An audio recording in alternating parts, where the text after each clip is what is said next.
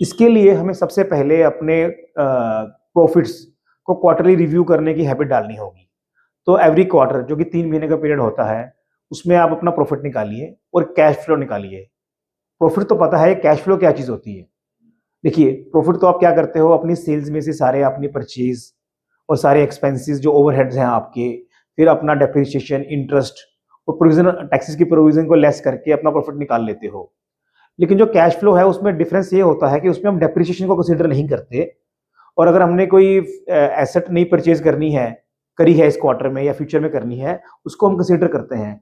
तो यहाँ पर हम अपनी सेल्स जो हमारी सेल्स है, रेवेन्यू है, उसमें से परचेज़, ऑपरेटिंग कॉस्ट, इंटरेस्ट की कॉस्ट और जो टैक्स की प्रोविज़न है उसको लेस कर देते हैं।